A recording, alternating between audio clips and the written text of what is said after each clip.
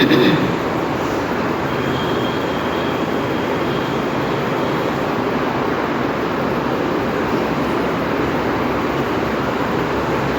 నామానికి మహిమ కలుగును కాకండి. ఇప్పుడు వచ్చిన మీ అందరికీ నా హృదయపూర్వక వందనాలు. ఈరోజు ఈ ఆదివారం మట్ట తెచ్చారా? మరి ఎవరన్నాను తెచ్చావా? మరి ఆ బాబు ఎప్పటి నుంచో వస్తున్నాడు కదా, అందుకే ఆ బాబు తెచ్చాడు. మీరెంటూ పుట్టుకు వచ్చేవాళ్ళు ఎవరు తేవాలి?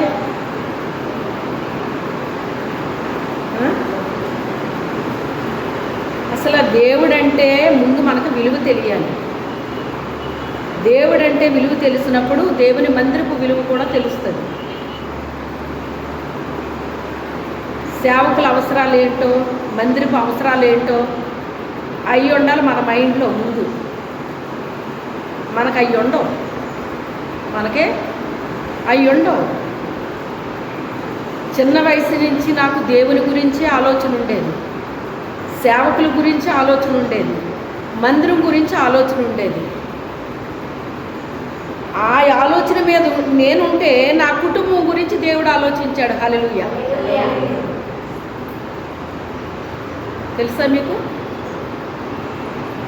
దేని గురించి ఉండాలి ఆలోచన? మనకే దేవుని గురించి ఉండాలి, సేవకుల గురించి ఉండాలి, మందిరం గురించి ఉండాలి. మందిరం పని చేసేవారు కానీ ఒక్కొక్కరు ఒక్కో రకమైన కంప్లైంట్లు అన్నమాట చేసేవారు. కానీ అమ్మాయి నా దేవుని మందిరం పనిది అని గొప్ప భాగ్యంగా ఎంచుకుంటున్నాను అమ్మా అంది ఆ అమ్మాయి. నేను అలాగే ఎంచుకుంటానండి. దేవుని పని అంటే అది భారంగా ఎప్పుడు తీసుకోను, నేను బాధ్యతలా తీసుకుంటాను. ఇష్టం నాకు. గొప్ప భాగ్యంగా ఎంచుకోవాలి మనం దాన్ని.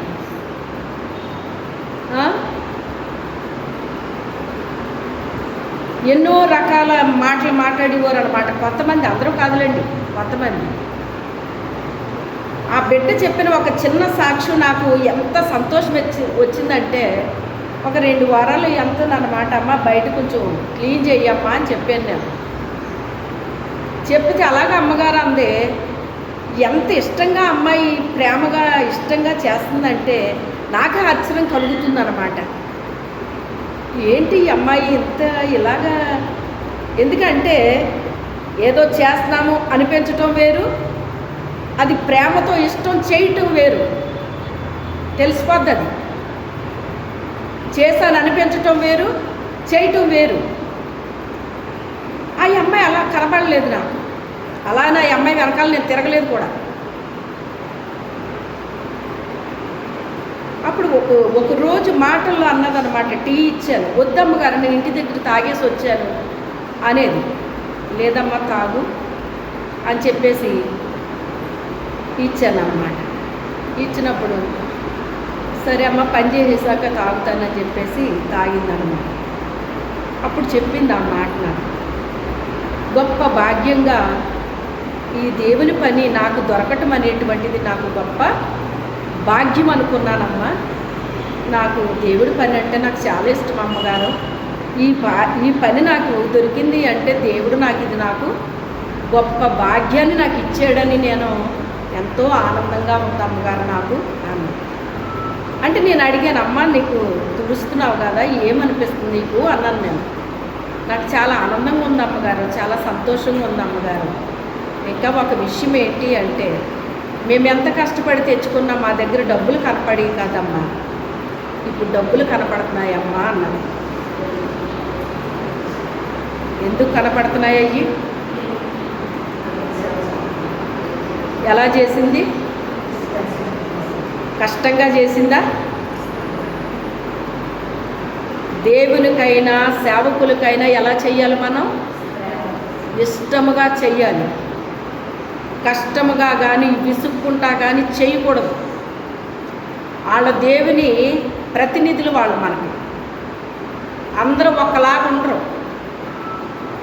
ఒకళ్ళు మనకు అనుకూలంగా ఉండొచ్చు, ఒకళ్ళు అనుకూలంగా లేకపోవచ్చు. కానీ మన మనసుతో మనం ఎలా చేయాలి? వాళ్ళకి చెయ్యాలి.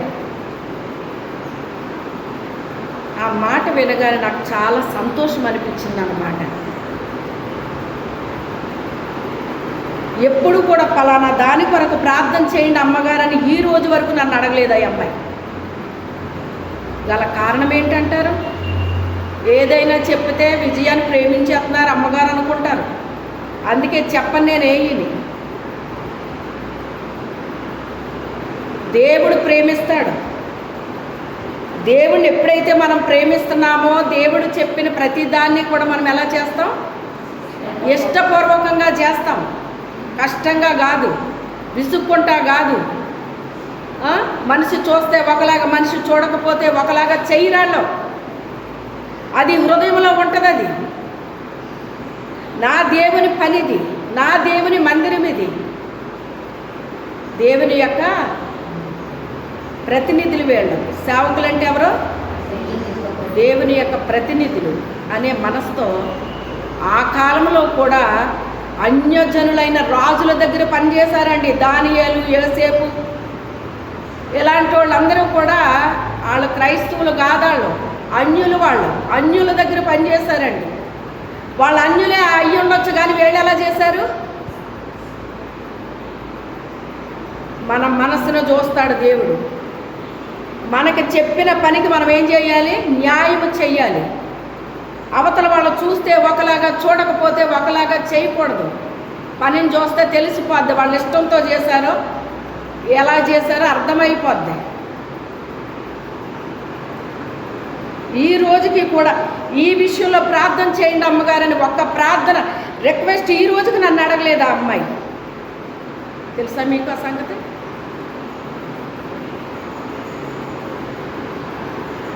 మొదట దేవుణ్ణి ప్రేమించడం నేర్చుకోండి. దేవుని యొక్క సేవకులు ప్రేమించడం నేర్చుకోండి. దేవుని మందిరాన్ని ప్రేమించడం నేర్చుకోండి. మందిరంలో ఏ అవసరత ఉందో నువ్వు చేయగలిగే ప్రతి పని చెయ్యి చెయ్యి చెయ్యని ఎన్నిసార్లు చెప్తాను నేను? అయ్యగారు చాలా చిరాకు పడి ఉన్నాను. ఎందుకు అలా చెప్తావు ప్రతి వారముని? వాళ్ళకి తెలీదా? ఎందుకు చెప్తావు అలాగని ఓ అయ్యగారు నన్ను. తెలీదని కాదు, నీ పిల్లలతో నువ్వు వాగుతావు. వాళ్ళు విన్నా వినకపోయినా నువ్వేం చేస్తావు? అరిగిపోయిన టేప్ రికార్డులా వాగుతావు నువ్వు వాళ్ళతోటి. అలా వాగుతాను మీతో నేను. ఎందుకంటే ఏదో ఒక రోజున మీరు మనసు మార్చుకుంటారేమో అని, దేవుని దీవెన ఆశీర్వాదం పొందుకుంటారేమో అని చెప్తాను నేను అన్నమాట. మీకు విసుగు అనిపించవచ్చు, ఎందుకు ప్రతి వారం అలా చెప్తారు అమ్మగారు అని మీకు అనిపించవచ్చు. మాట వినే వాళ్ళకి 10 సార్లు చెప్పనవసరం లేదు, ఒక్కసారి చాలు. బుద్ధిమంతుడికి ఎన్నిసార్లు చెప్పాలంట? ఎన్నిసార్లు? ఒక్కసారి చెప్తే హృదయంలో లోతుగా నాటుకుంటుందంట. 10 సార్లు చెప్పించుకోడాడు. బుద్ధున్నవాడు 10 సార్లు చెప్పించుకోడాడు, 100 సార్లు చెప్పించుకోడాడు. ఒక్కసారి చెప్పించుకుంటాడు. ఒక్కసారి చెప్తే చాలు. భోజనం చెయ్యని అమ్మ నీతో ఒక్కసారి చెప్తే చాలా, నీతో 10 సార్లు చెప్పాలా? చెప్పండి, ఎన్నిసార్లు చెప్పాలి? మొదట మనము దేవునికి ఇష్టకరంగా జీవిస్తే మిగతావన్నీ ఆయన మనకు అనుగ్రహిస్తాడు. ప్రభువా, నా బిడ్డల పరిస్థితి ఏమవుతుందో ఏడో నాయన, ఎంతసేపు నీ సేవ మీదే ఉంటుంది, నా మనసంతా నీ మీదే ఉంటుంది, నీ సేవ మీదే ఉంటుంది, ఇదే చెయ్యాలనిపిస్తుంది. ఏంటి ప్రభువా, రేపు రొద్దుట నా బిడ్డల పరిస్థితి బాగోపోతే నలుగురు ఏమంటారు నాయన నన్ను అంటే, దేవుడు అన్నాడు, కన్నీళ్ళు వచ్చినాయి అన్నమాట. ఎంతో కాదు 5 నిమిషాలు అలా కూర్చున్నాను, కన్నీళ్ళు వచ్చినాయి. అప్పుడు దేవుడు మాట్లాడిన మాట, ఇంకెప్పుడు నీ బిడ్డల కొరకు నువ్వు చింతించొద్దు, నీ బిడ్డలు నేను ఉన్నత స్థానంలో ఉంచుతాను అన్నాడు ఆయన.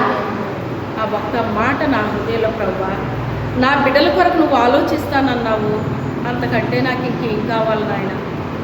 నువ్వే ఆ బిడ్డల కొరకు ఆలోచిస్తానన్నావు కదా, నువ్వు చేస్తానన్నావు కదా ప్రభువా, ఇంకా నేను ఎందుకు ఆ బిడ్డల కొరకు బాధపడతానయ్యా అని.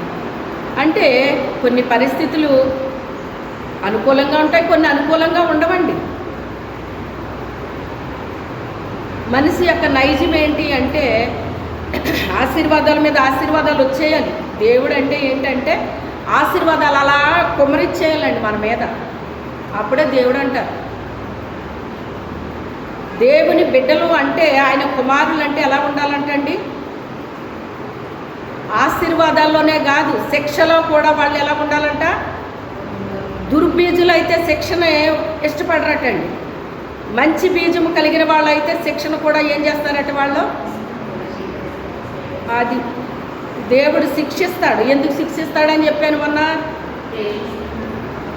ప్రేమించిన వాళ్ళనే గద్దిస్తాను, శిక్షిస్తాను అన్నాడు ఆయన. ఎప్పుడు గద్దిస్తారండి? పిల్లల మాట వింటే ఎవరైనా గద్దిస్తారా? చెప్పండి, గద్దిస్తారా? నీ పిల్లల్ని ఎప్పుడు గద్దిస్తావు నువ్వు? ఎప్పుడు శిక్షిస్తావు నువ్వు? మరి మనమే మాట వినకపోతే గద్దించి శిక్షిస్తాం కదా, మరి దేవుడు చేయడా పని? నువ్వు మాట వింటే నిన్నెందుకు గద్దిస్తాడమ్మా? నువ్వు మాట వింటే ఎందుకు శిక్షిస్తాడమ్మా? ముందు గద్దింపు వస్తుంది. గద్దింపు వచ్చినప్పుడే నీకు అర్థమైపోవాలి, నేను కరెక్ట్ వేలో లేను, నేను ఎక్కడో తేడా అయిపోయాను నేను అని నీకు అర్థమైపోవాలి. ఆ గద్దింపుకు నువ్వు సరైపోతే శిక్షలోకి వెళ్ళవు. నువ్వు ఇంకా గద్దింపుకు నువ్వు సరైపోతే అప్పుడు ఎక్కడికి వెళ్ళిపోతావు? శిక్షలోకి వెళ్ళిపోతావు. చాలామంది అనుకుంటారు నా కోసం ఎవరో ప్రార్థన చేయట్లేదు, అందుకే ఇవన్నీ నాకు ఇలాగ వచ్చేస్తున్నాయి, అందరూ నా కోసం ప్రార్థన చేస్తే బాగుండు అని చెప్పేసి ఊళ్ళు ఫోన్లు చేసుకుని నా కోసం ప్రార్థన చేయండి, నా కోసం ప్రార్థన చేయండి అని ఫోన్లు. నీ బ్రతుకు సరిగ్గా ఉంటే, నీ బుద్ధి సరిగ్గా ఉంటే నువ్వు ఎవరికి ఫోన్ చేయక్కర్లేదు. ఆయన దగ్గర కూర్చొని చిన్న నిట్టూర్పు విడిస్తే సరిపోద్ది. నువ్వు ఏడవక్కర్లేదు, నువ్వెవరికి ఫోన్లు చేయక్కర్లేదు. చిన్న పిచ్చుకుని చూపించాడు నిన్న రాత్రి దేవుడు, అవునా కాదా? మొన్న శుక్రవారం చిన్న పిచ్చుకుని చూపించాడు. ఆ దెబ్బతో బుద్ధి రావాలి మాకు. నిన్న చెప్తుంది ఈ అమ్మాయి, అమ్మగారు నేను నిన్న ఉదయం గుమ్మాలో కూర్చున్నాను, ఎప్పుడో కూర్చున్నాను, ఆ టీ తాగితే మాట్లాడింది. ఆ 2 మాటలు కూడా కూర్చుని ఏమి గంటలు కూర్చుని మాట్లాడదు నాతోటి. నేను తగ్గించేశాను. ఎందుకంటే నేను తగ్గించడం కాదు, ప్రభువే నన్ను అందరికీ దూరం చేసేసాడు. ఒకప్పుడు మీతో కూర్చుని గంటలు నేను మాట్లాడేదాన్ని, ఇప్పుడు అదంతా మొత్తం క్లోజ్ చేస్తాడు దేవుడు. నన్ను మొత్తం ఏదో నన్ను మార్చేస్తున్నాడు నాదంతా.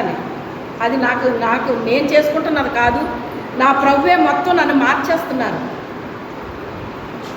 ఒక రూపాంతర జీవితంలోకి తీసుకెళ్ళిపోయాడు, వేరే దాంట్లోకి ప్రవేశపెట్టేశాడు నన్ను. ఒకవేళ మీరు అపార్థం చేసుకున్నా నేనేం చేయలేను దానికి. మీతో కూర్చుని నేను గంటలు మాట్లాడలేను నేను. ఇక అది అయిపోయింది, ఇంకా ఆ టైం అయిపోయింది. సడన్గా నాకు గుర్తొచ్చింది, అమ్మగారు పక్షులు అలాగా వెళ్తూ అవి కావుమంటున్నాయి అన్నవా అన్నాయమ్మ.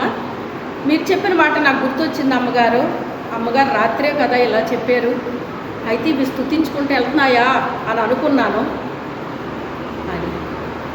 కూర్చున్న మనిషికి ఆలోచనలు బోల్డ్ వచ్చేస్తాయండి. ఈ రోజుల్లో ఆలోచనలు రావడానికి బుర్ర పగిలిపోయే ఆలోచనలు వచ్చేస్తాయి మనిషికి. నా బుర్ర పగిలిపోద్దేమో అనిపిస్తుంది నాకు అంటారు, అన్ని ఆలోచనలు వస్తాయండి. అది మీకు వచ్చిన ఆలోచనలు కాదండి, సాతానుడు మీ బుర్ర ఖాళీగా ఉండి అంతా తెచ్చి మీ బుర్రలో కుక్కేస్తాడనమాట. గ్యాప్ లేకుండా ఏం చేస్తాడాడు? ఎందుకు కుక్కుతున్నాడు అందులోని? బుర్రను ఎలా పెట్టావు నువ్వు? అది బుర్ర ఖాళీ ఉంటే ఏంటో తెలుసా మీకు? సైతానికి కర్మాగారం లాంటిదట. సైతానికి ఎలాంటిది? ఆడు పని చేస్తూ ఉంటాడంట, అందులోని కూర్చుని చక్కగా హ్యాపీగా కూర్చుని ఏం చేస్తాడట? పని చేస్తూ ఉంటాడట.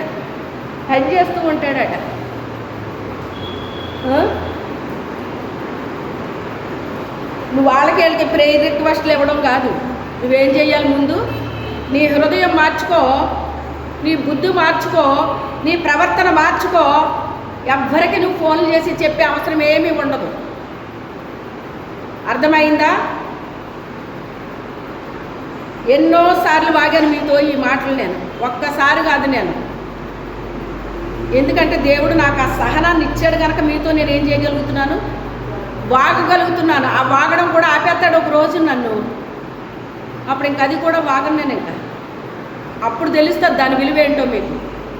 చెప్పిందే చెప్తున్నారు అమ్మగారు 10 సార్లు అని అనిపిస్తుంది ఒక్కోసారి. మీకు వచ్చిన మాట 10 సార్లు వచ్చిందనుకోండి, అమ్మగారేంటి అన్నిసార్లు చెప్తున్నారు, నీకు బుద్ధి ఉంటే అన్నిసార్లు చెప్పాల్సిన అవసరం లేదు. నీ బుద్ధి సరిగ్గా లేక, నీ ప్రవర్తన సరిగ్గా లేక అన్నిసార్లు వాగాల్సి వస్తుంది. 10 సార్లు చెప్పాలంటే నాకు మాత్రం ఇంట్రెస్టా?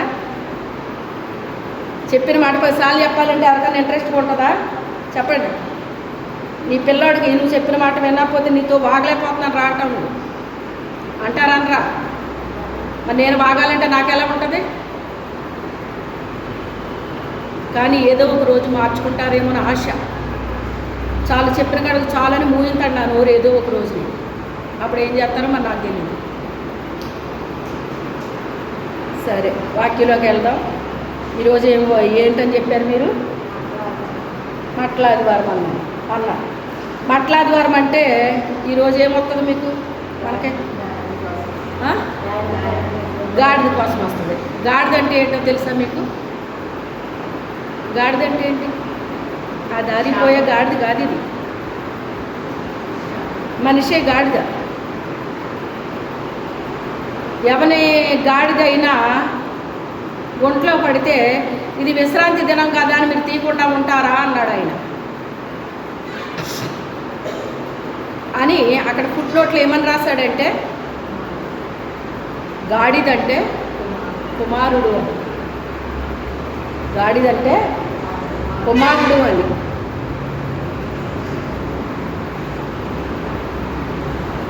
తీయండి, ఇప్పుడు తీయండి. జకరియా రాసిన గ్రంథము 9వ అధ్యాయం 9వ వచనం.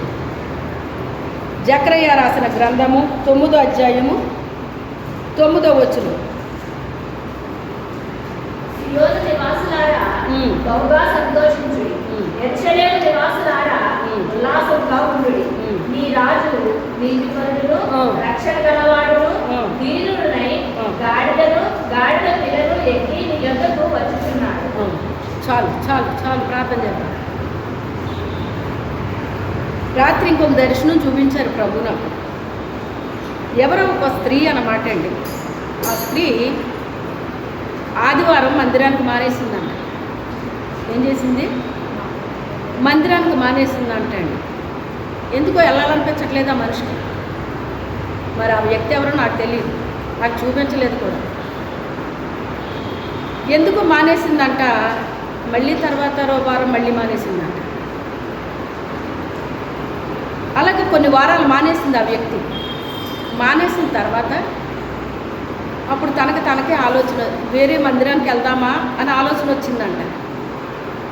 వేరే మందిరానికి వెళ్దామా అని ఆలోచన వచ్చి అప్పుడు అనుకుంటుందంట, ఇదేంటి ఆ మందిరం కాదని ఈ మందిరం, ఈ మందిరం కాదని ఆ మందిరం, ఎన్ని మందిరాలు తిరుగుతారు, ఎందుకు అలా తిరుగుతారు అని మళ్ళీ తనకే ఆలోచన వచ్చి, అలా కాదు, ఇదేంటి నేను మందిరం ఎందుకు మానేస్తున్నాను, నేను ఎందుకు మానేస్తున్నాను అని ఆలోచన వచ్చిందంట. అంటే ఆ మనిషి మందిరం ఎందుకు మానేస్తుందో కూడా ఆ మనిషికి తెలియట్లేదు. హల్లెలూయా. సడన్గా గుర్తు చేశాడు పరిశుద్ధాత్మ దేవుడు. నేను మర్చిపోయాను, ఇంతకీ ఆ రాత్రి కళ మర్చిపోయాను నేను. అంటే ఇది ఎవరి జీవితంలోనూ జరుగుతుందన్నమాట.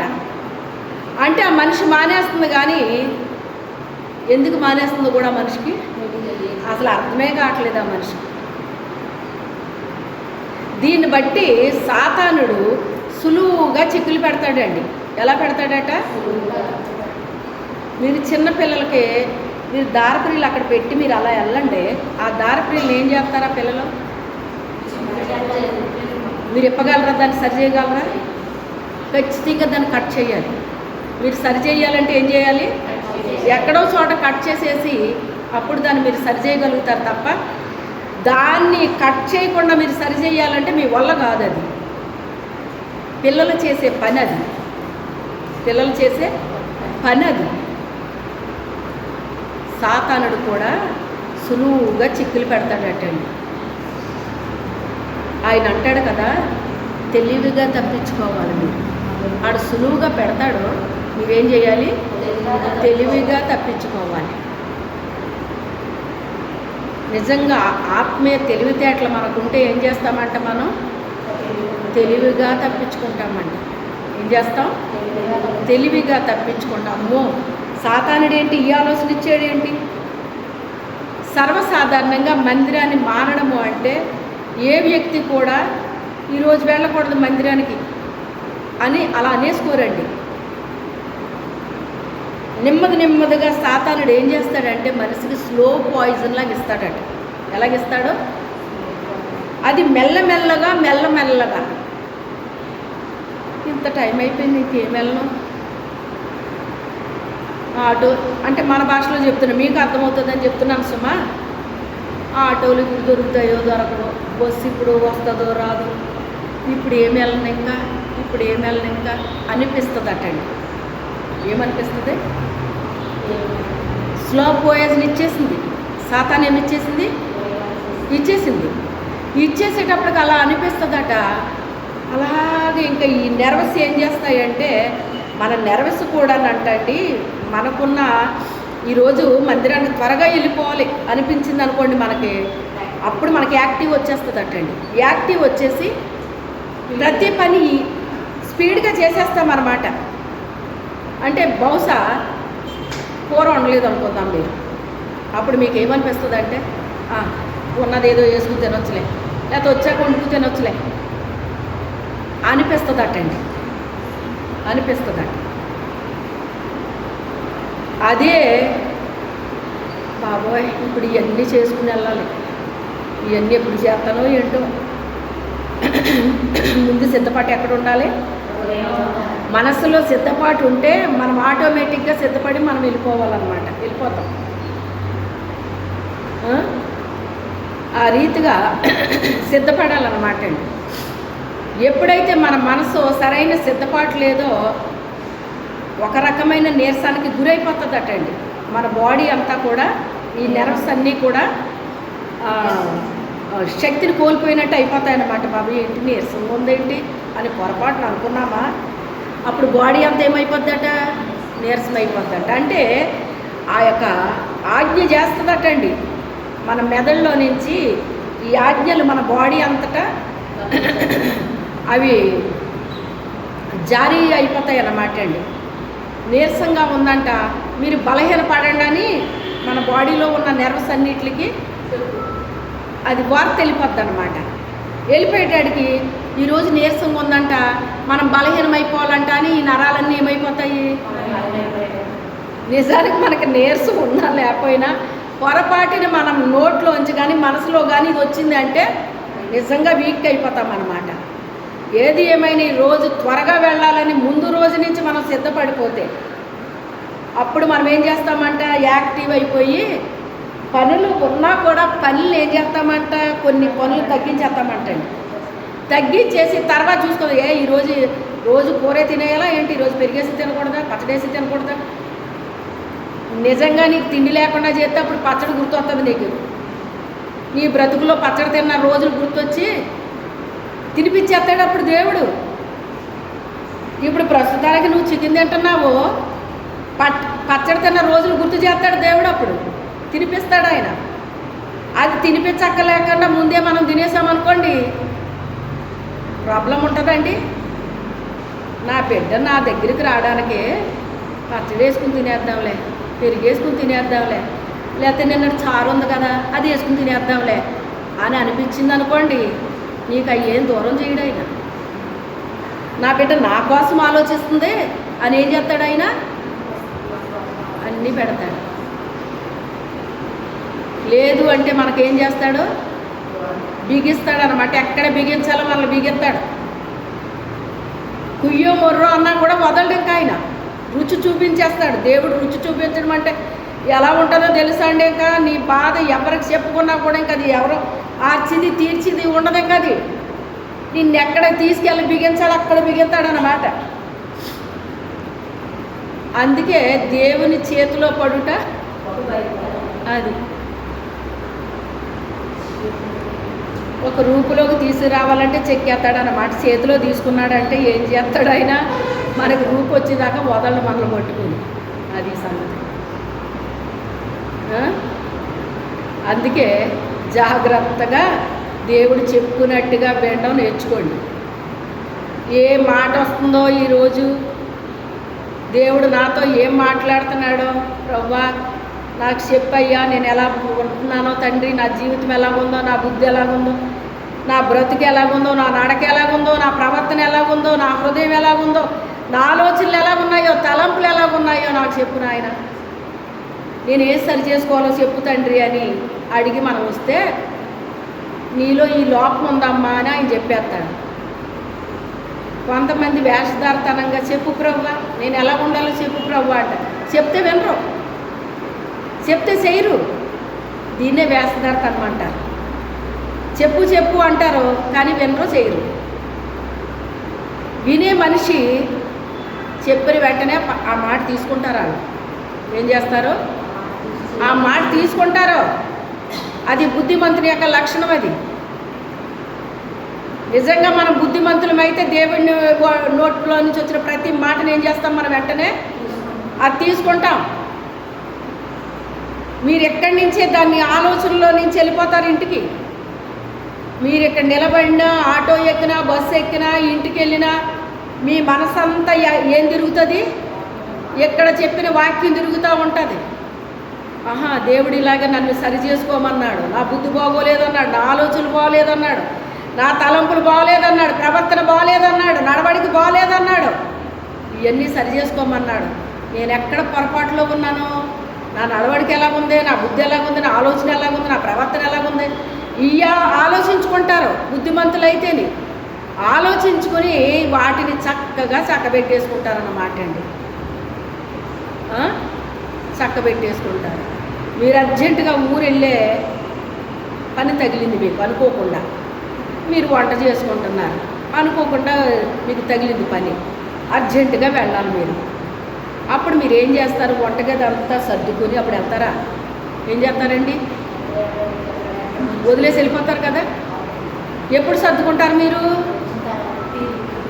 వచ్చిన తర్వాత సర్దుకుంటారా? బాబాయ్ నేను సర్దలేను పంపిస్తాను అని వదిలేస్తారు. అలాగా ఒకవేళ వదిలేసిన ఆ ప్రయాణ బడలిక నీరసం ఏమన్నా ఉంటే కాసేపు పడుకునో రెస్ట్ తీసుకునో, అప్పుడు మీరు కాస్త పుంజుకున్నాక శక్తి వచ్చాక ఆ వంటగది సర్దుకుంటారా? లేకపోతే ఇంకెప్పటికీ అలా వదిలేస్తారా దాన్ని?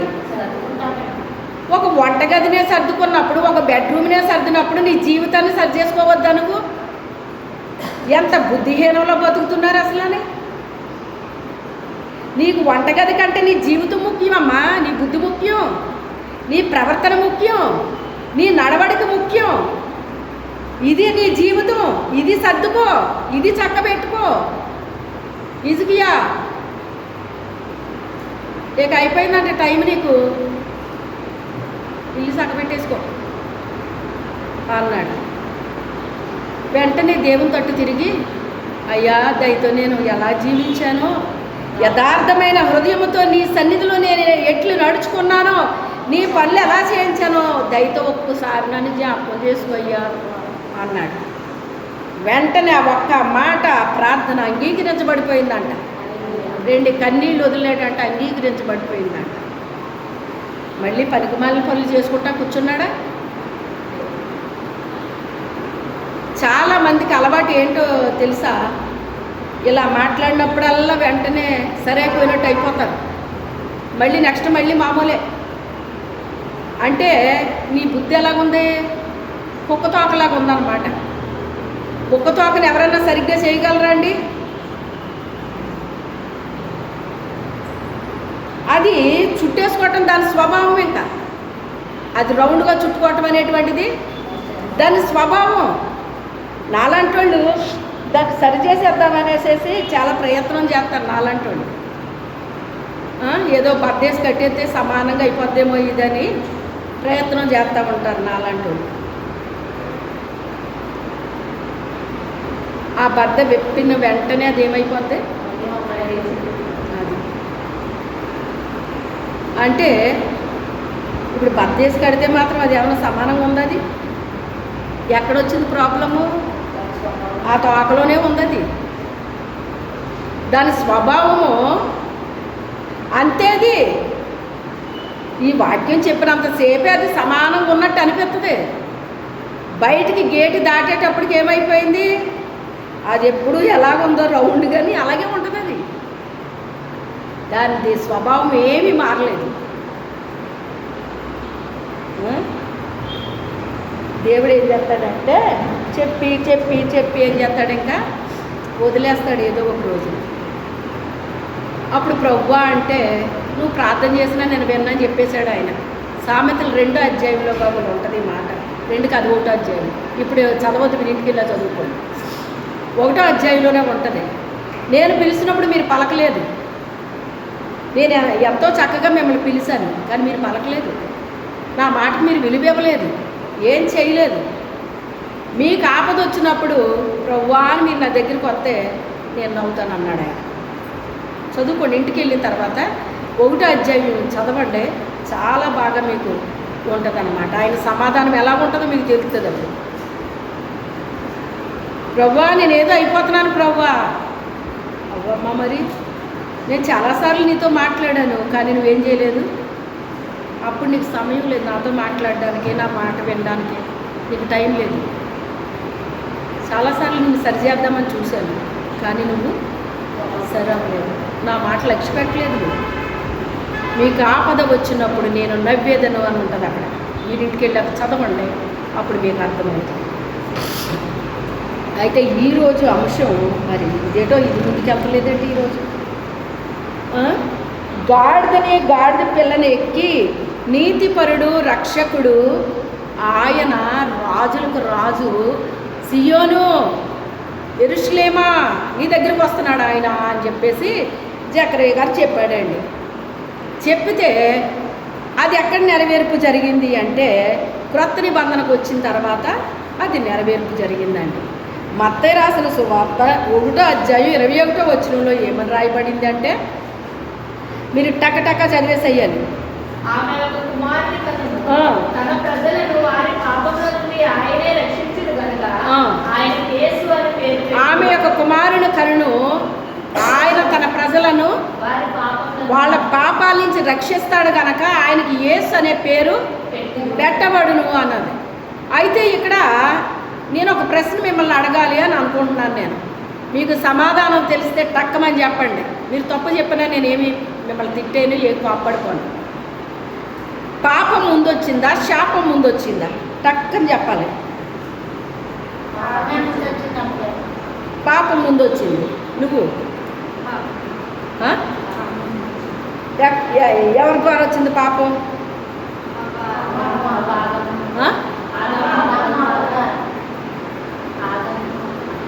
ఆదాము నుంచి వచ్చింది పాపం,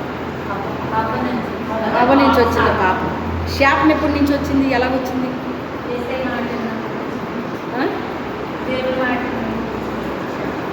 సగం మెంగకమ్మ స్పష్టంగా చెప్పేది. మీరు చెప్పాలనుకున్నది నాకు చాలా స్పష్టంగా వినపడాలి. శాపం ఎలాగొచ్చింది? ఎక్కడొచ్చింది శాపం? క్లారిటీ ఉండాలి, సమాధానంలో క్లారిటీ ఉండాలి.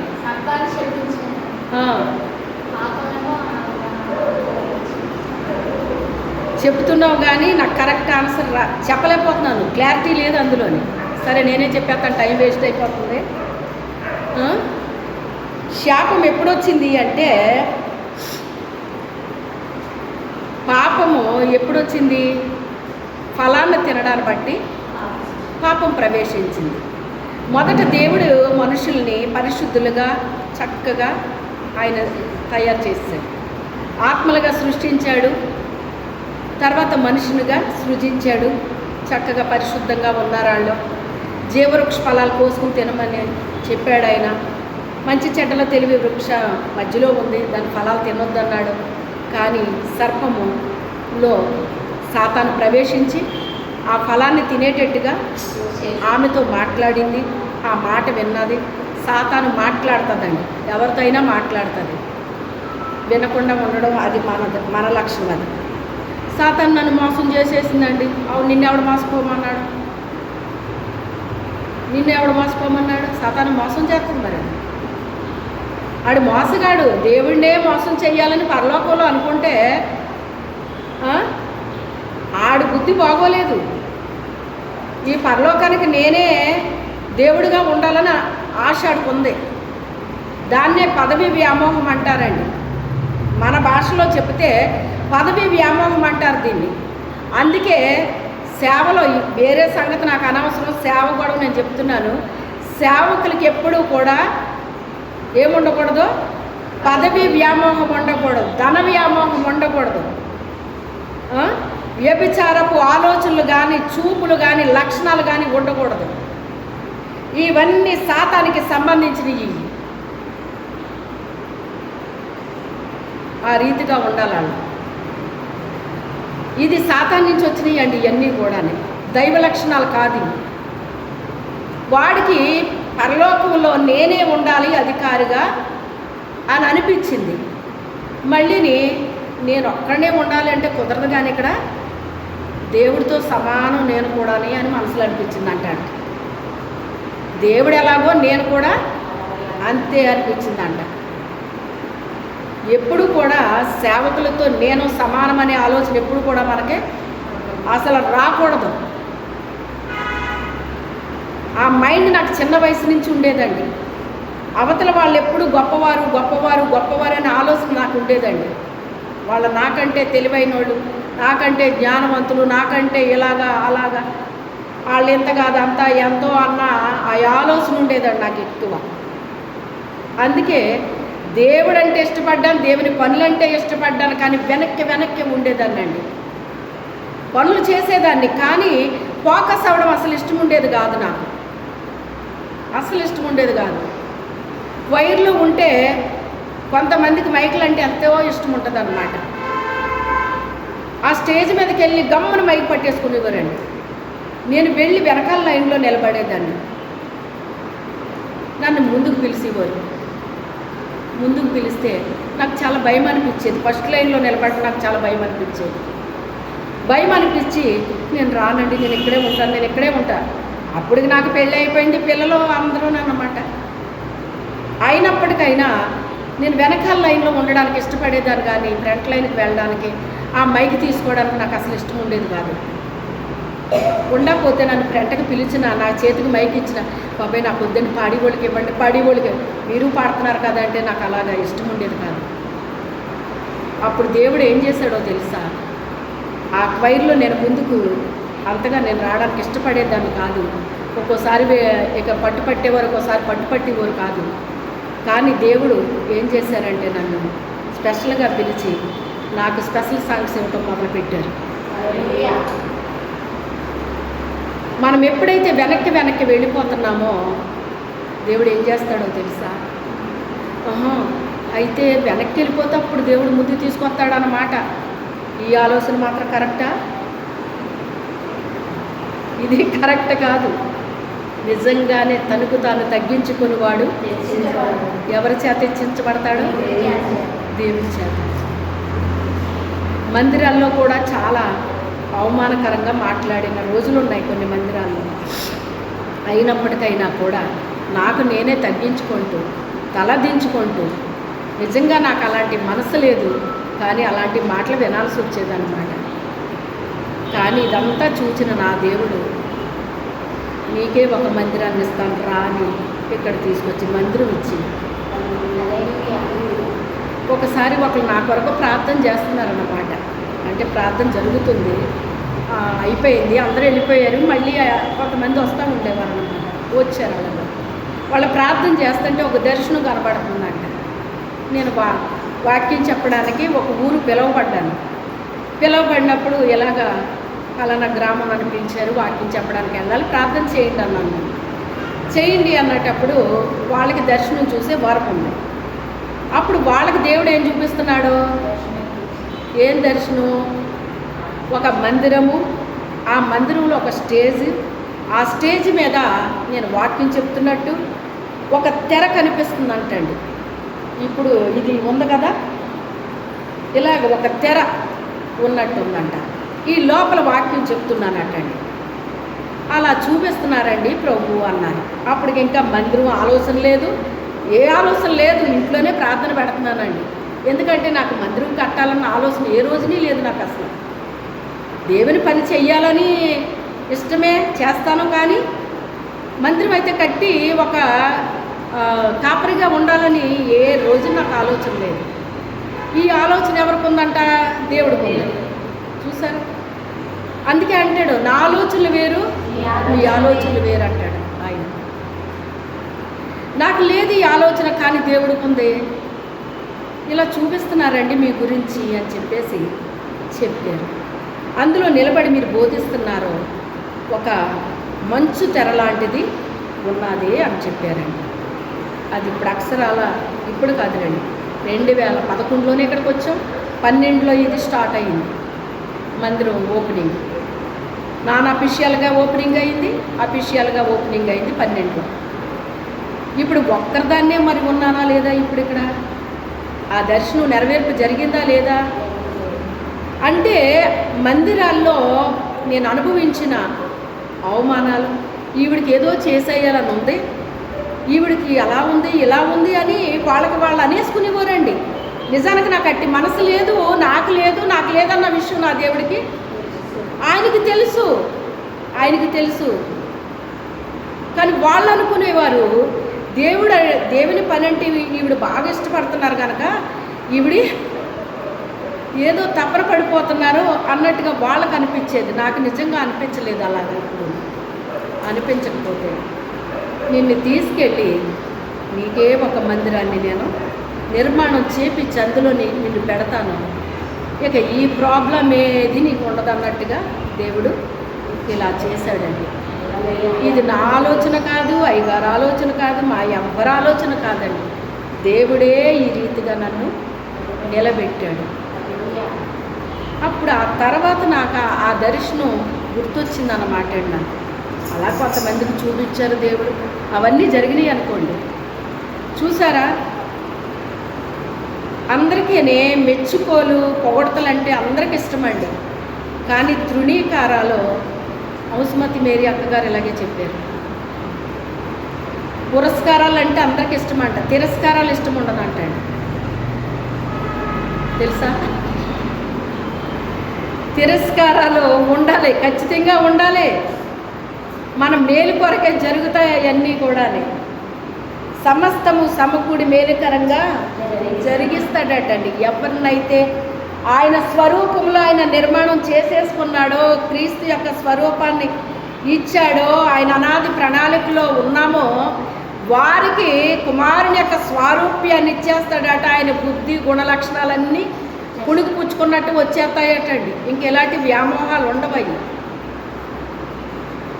అలాంటి వాళ్ళ ద్వారా జరిగిందామనుకుని ఒకవేళ సాతానుడు ప్లాన్ చేసినా కూడా ఎట్టి పరిస్థితిలో వాళ్ళు ఆ పని చేయడానికి ఇష్టపడరటండి. నిందన్నా పడతారట, కానీ పాపం చేయడానికి ఇష్టపడ్డాడండి యోసేపు. అతను పాపం చేశాడని మొత్తం అందరూ కూడా ముద్రేసేశారు అతని మీద. కానీ దేవుడు చూడలేదా అతన్ని?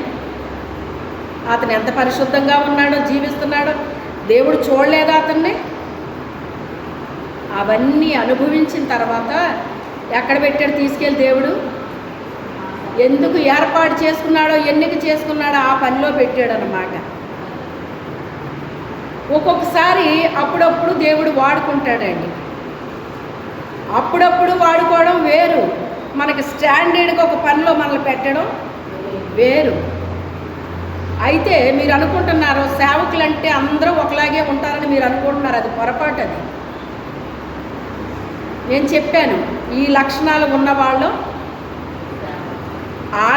సేవకులు అంటే ఎవరికి సేవకులు అంటే యెజబెలుకి సేవకులు. యెజబెల్ అంటే ఎవరు? దుష్టుడు, సాతానికి సంబంధించిన పరిచారకులు వాళ్ళు. అందుకే వాళ్ళకి పాపం అంటే అసలు చలనం ఉండదు, వాళ్ళకి తప్పని అనిపించదు. ఇది దేవుడికి ఇష్టం లేని పని కదా అని అనిపించదు వాళ్ళకి. ఇంకా దేవుడి ఇష్టాలతో వాళ్ళకి అసలు పనే ఉండదు. తెలుసా మీకు? కానీ దేవుని సేవకులు అంటే వాళ్ళు ఎట్టి రీతిగా వాళ్ళ ఘటాలను వాళ్ళ అపవిత్రము చేసుకోరండి, చేసుకోవడానికి ఇష్టపడరు. చేశారు అనే నిందను అనుభవించడానికి ఇష్టపడతారు, కానీ ఆ పని వాళ్ళు చెయ్యరండి. కానీ చూచిన దేవుడు ఏం చేస్తాడో తెలుసా? ఒక దినాన్ని వాళ్ళని హెచ్చిస్తాడు. ఎందుకు ఎన్నుకున్నాడో, ఏర్పాటు చేసుకున్నాడో ఆ పనిలో పెట్టేస్తాడు వాళ్ళని తీసుకెళ్ళి. అయితే క్రొత్త నిబంధనకి వచ్చేసరికి ఈ మాట ఇక్కడ నెరవేర్చబడింది. ఇప్పుడు మీరు మత్తయి రాసిన సువార్త 19వ అధ్యాయం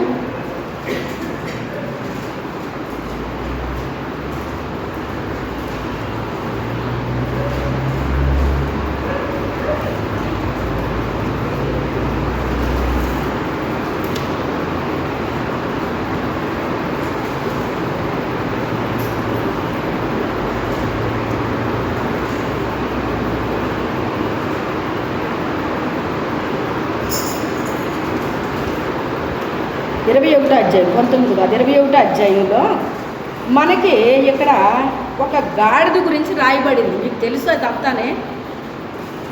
అక్కడ ఒక గాడిద కట్టబడి ఉందటండి. ఆ గ్రామానికి వచ్చేటప్పుడు యేసయ్య అంటాడు కదా, ఇద్దరు శిష్యులు పిలిచి ఆయన అంటాడు కదా, ఎదుటనున్న బేతనీ అనే ఒక గ్రామం ఉంది, అక్కడికి వెళ్ళండి. అక్కడ మీ ఇంటి వాకిట ఒక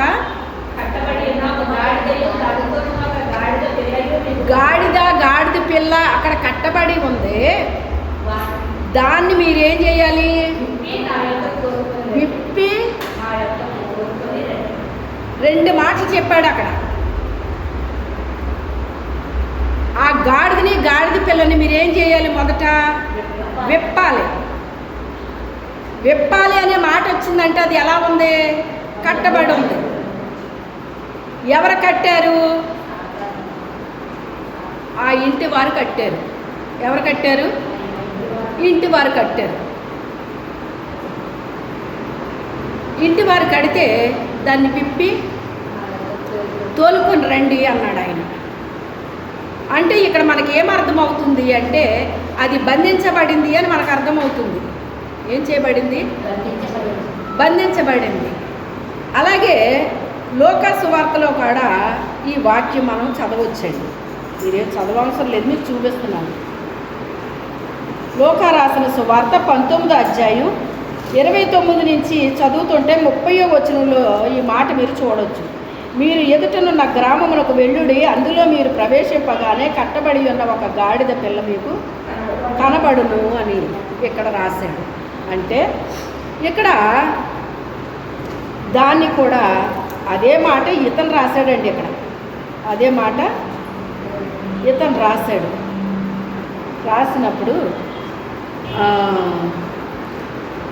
మరలా ఇంకో మాట చూద్దాం. చూడండి,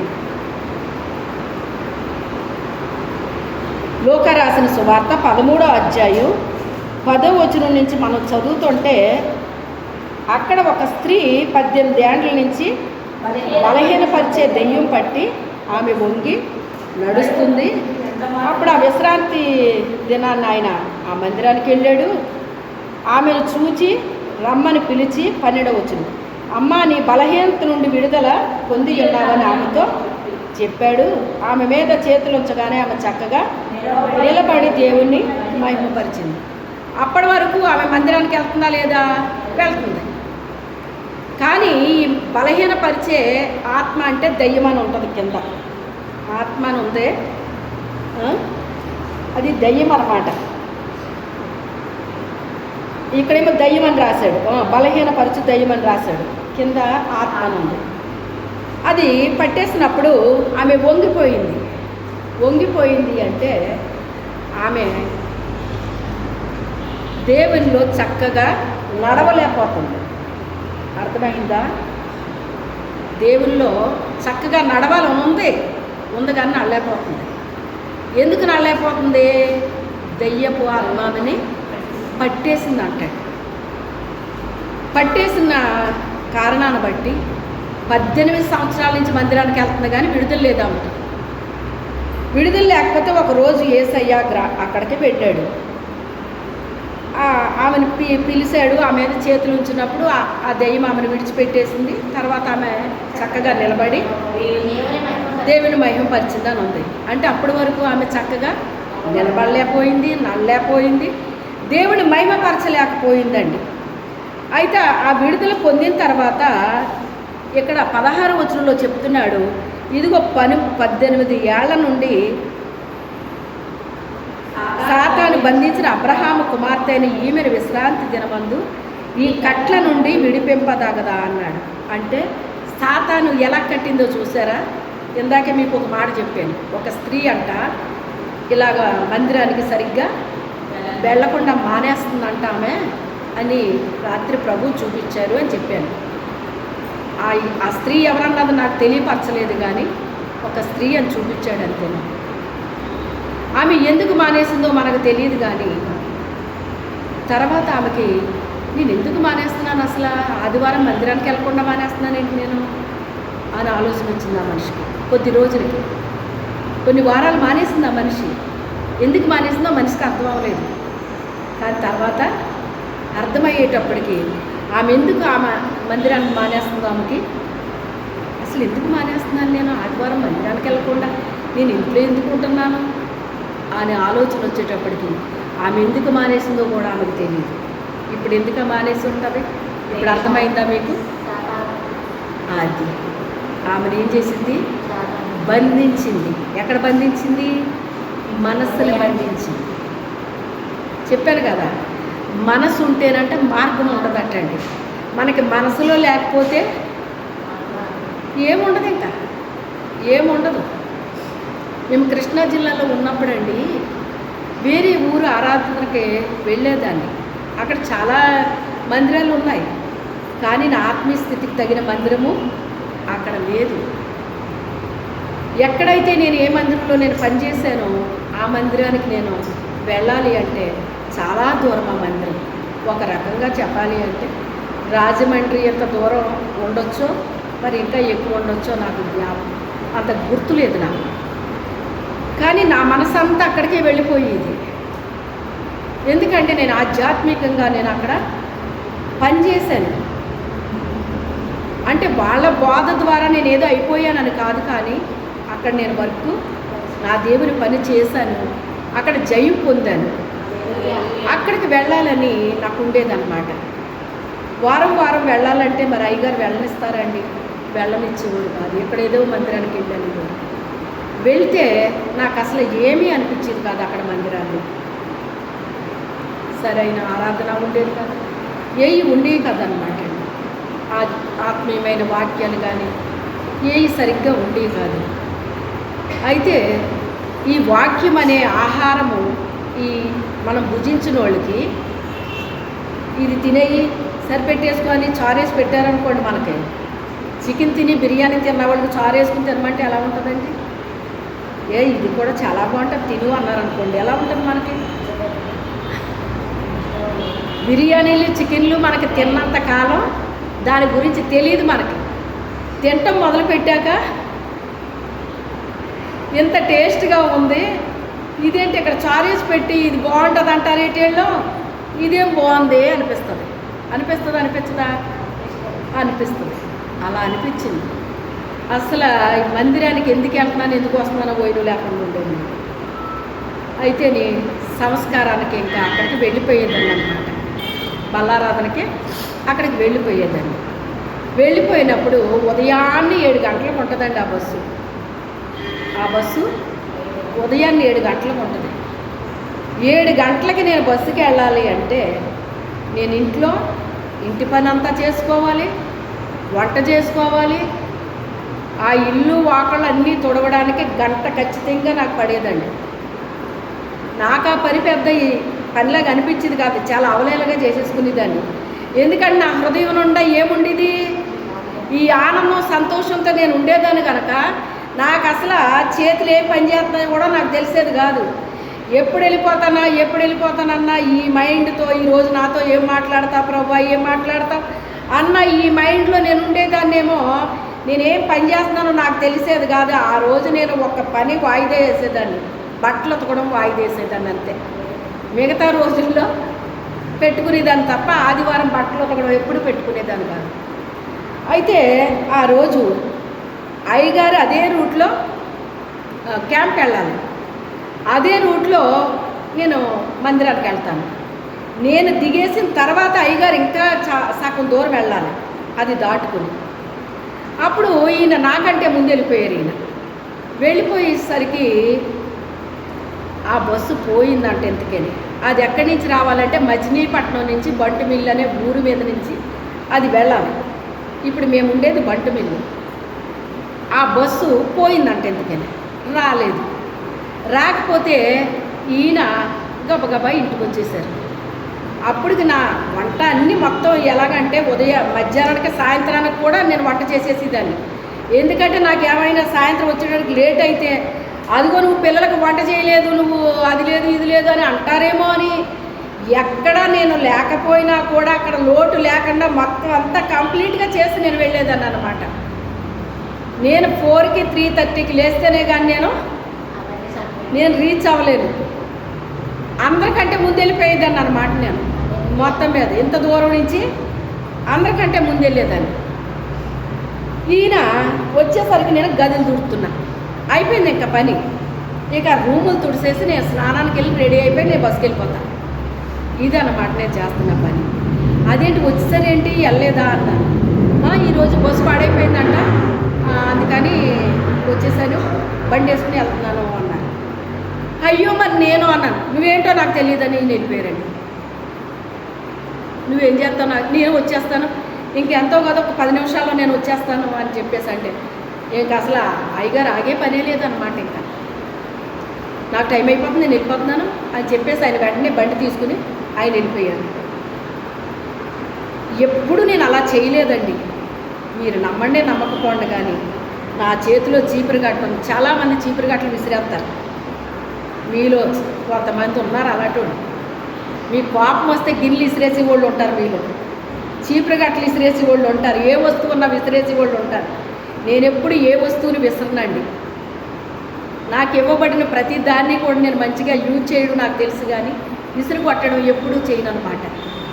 ఆ ఒక్కరోజు అన్నమాట అండి నా చేతిలో ఉన్న చీపురు గట్టనే ఇలా పడేసాను అన్నమాట. అంటే ఒక రకమైన బాధ. అదేంటి ఆ ఊరి మీద నుంచే కదా ఈయన వెళ్తారు, ఒక్క 10 నిమిషాలు 15 నిమిషాలు ఆగితే నేను కూడా వెళ్తాను కదా, ఆ బండి మీద నేను వెళ్ళిపోతాను కదా అని అనుకుంటే నాకున్న ఆసక్తి ఆయనకు ఉండాలి కదా. ఆయనకేంటంటే ఆయన జాబ్ గురించి ఆయనకు ఆలోచన ఉంటుంది, నాకేమో ఈ ఆలోచన నాకుంటుంది. ఒక్కసారి ఆ చీపుని అలాగా పడేస్తాను అనమాట అండి. ప్రభువా, ఇది నా ప్రార్థన. ఇది ప్రార్థన అంటారో మీరేమంటారో అనుకోండి. ప్రభువా, నేను మందిరానికి వెళ్తానని నేను మీకు ముందే చెప్పాను. నేను ఎప్పుడు చెప్పాను? నిన్నో మొన్నో చెప్పేశాను ప్రభువుకి. రేపు ఎల్లుండి వెళ్ళే దానికి ఎప్పుడు చెప్పాను? నేను శుక్రవారమో శనివారమో చెప్పాను ప్రభువుకి, ఇలా వెళ్తాను నేను అని. మీకు ముందే చెప్పాను నేను వెళ్తానని. కానీ ఇప్పుడు బస్సు పోయిందంట. ఆ బస్సు ఎప్పటికి వస్తుందో తెలియదు. ఈయన కనీసం బండి మీద తీసుకెళ్ళమంటే ఈయన వెళ్ళిపోయారు, నన్ను వదిలేసి వెళ్ళిపోయారు. ఇప్పుడు నేను ఎలాగెళ్ళాలి ఆ ఊరు? మీరేం చేస్తారో నాకు తెలియదు. ఏమో నేను రెడీ అయిపోయి నేను వెళ్ళిపోతాను. ఆ బస్సును మీరు ఎలా పంపుతారో ఏం చేస్తారో నాకు తెలియదు. నేనైతే రెడీ అయిపోయి నేను వెళ్ళిపోతాను, మీరేం చేస్తారో చెయ్యండి. ఇంతేనండి, ఇలా మాట్లాడాను అన్నమాట, అంతే. ఇది ప్రార్థన అనుకోవాలో మాటలు అనుకోవాలో ఏమనుకోవాలో నాకు తెలియదు. నా లైఫ్లో ఆ ఒక్కసారి నేను అలా చేసిందన్నమాట. బాధ కోపం కలగలిపి వచ్చేసినాయి ఆ రోజు. సంస్కారం ఆ రోజు అంతేనండి. ఇంకా తుడిచేసాను, వెళ్ళాను, స్నానం చేశాను, రెడీ అయిపోయాను, వెళ్ళిపోయాను. వెళ్ళిన 5 నిమిషాలకు బస్సు వచ్చింది. హల్లెలూయా. ఆయన కంటే ముందెళ్ళిపోయాను. సాయంత్రం ఆయన కంటే ఎవరు చేశారు ఈ కార్యం? మొదటే వచ్చింది ఈ మాట మనకి. ఎక్కడ సిద్ధపాటు ఉండాలి? అది ఆయన బిడ్డను ఆయన ఎలా తీసుకెళ్ళాడు, ఎలా తీసుకొచ్చాడు? ఏంటి నువ్వు ఎలాగెళ్ళి ఎలాగొచ్చేసావు? వెళ్ళావా? ఈరోజు వెళ్ళలేదా అని అడుగుతున్నారు. వచ్చి వెళ్ళని వచ్చేసాను అన్నాను. ఎలా వెళ్ళావు, ఎలా వచ్చావు అన్నాను. ఎలా వెళ్ళి ఎలా వస్తే ఏముందిలే, తీసుకెళ్ళమని వెళ్ళిపోయారు కదా, నా దేవుడు తీసుకెళ్ళాడు తీసుకొచ్చాడు అన్నాను. ఎలా వెళ్ళావు ఎలాగొచ్చావంటే ఇలా జరిగింది అన్నాను. మనిషి మనిషే, దేవుడు దేవుడే. నిజంగా మనం దేవుడిని ప్రేమిస్తే దేవుడు లేకుండా మనము బ్రతకలేము. చేప నీటిలో నుంచి పైకి వస్తే ఎంతసేపు బ్రతుకుతుంది అది. అలాగే మనము కూడా నిజంగా దేవుని ప్రేమించిన వాళ్ళమైతే దేవుడు లేకుండా దేవుని మందిరానికి మానేసి మనము బ్రతకలేము. ఆదివారం మానేసి ఇంట్లో కూర్చోమంటే కూర్చోగలమా? మనం కూర్చోబెట్టగలరా ఎవరైనాని? చెప్పండి, కూర్చోబెట్టగలరా ఎవరైనాని? కొన్ని నేను ఏమైనా ప్రార్థన చేశానా? మోకాళ్ళు వేసి బోర్మని ఏడ్చానా నేను అక్కడ? నేను ముందే చెప్పాను మీకు, ఆ ఒక్కసారే నాకు అలా జరుగుతాయి, ఇంకెప్పుడు అలా జరగలేదు. నా దేవుడు పంపించాడా లేదా? ఎప్పుడూ లేటుగా అక్కడ కూర్చోవలసి వచ్చేది, బస్సు కోసం వెయిట్ చేయాల్సి వచ్చేది. ఈరోజు ఎలాగైంది? ఎందుకంటే ఇలాంటి వాళ్ళు అందరూ వెళ్ళిపోయారు. ఇంకా ఇలాంటి బ్యాచ్ అంతా ఏమైపోయింది? వెళ్ళిపోయారు కనుక బస్సు ఖాళీగా దొరికింది ఆ రోజు. హల్లెలూయా, సీట్లు దొరికినాయి. ఎందుకంటే బస్సులు తక్కువ, అందుకని రష్ ఉండేదన్నమాట. సీటు దొరికేది కాదు. అయినా నిలబడైనా వెళ్ళిపోయేదాన్ని. వెళ్ళడం అనేటువంటిది నాకు కావాలి, కానీ నేను కూర్చుని వెళ్ళానా, నిలబడి వెళ్ళానా, నాకు సీటు దొరికిందా లేదా, ఇవన్నీ ఎప్పుడూ ఆలోచించలేదు నేను.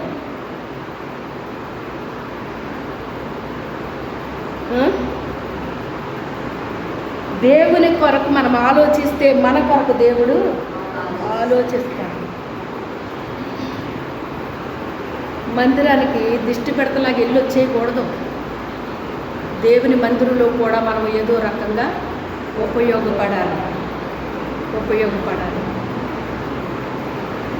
ఏదో చెప్పుల్లో కాళ్ళు ఎట్టుకుని పరిగెట్టుకుని వచ్చేసి మళ్ళీ చెప్పుల్లో కాళ్ళు ఎట్టుకుని పరిగెట్టుకుని పారిపోవటం కాదు. ఏదో ఒకటి ఉపయోగపడాలి దేవునికి.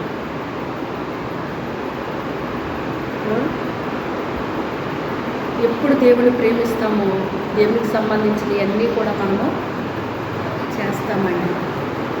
అదే ప్రేమతో చేస్తాం, అదే ఇష్టంతో చేస్తాం, అదే నమ్మకంతో చేస్తాం, అదే యథార్థతతో చేస్తాం. అవన్నీ చూస్తాడు దేవుడు. అన్నిటికీ మార్కులు పడిపోతాయండి. ఏదో 1-2 మార్కులు వేస్తాడేమో దేవుడు అనుకుంటాడు. చదివే పిల్లకి ఎన్ని సబ్జెక్టులు ఉంటాయో అన్ని సబ్జెక్టుల్లో కూడా రావాలి. ఒక సబ్జెక్టులో అధికంగా వచ్చేసి వేరే సబ్జెక్టులో పూర్గా వస్తే అవుతుంది? అది అవ్వదు. అన్ని సబ్జెక్టులో కూడా రావాలండి.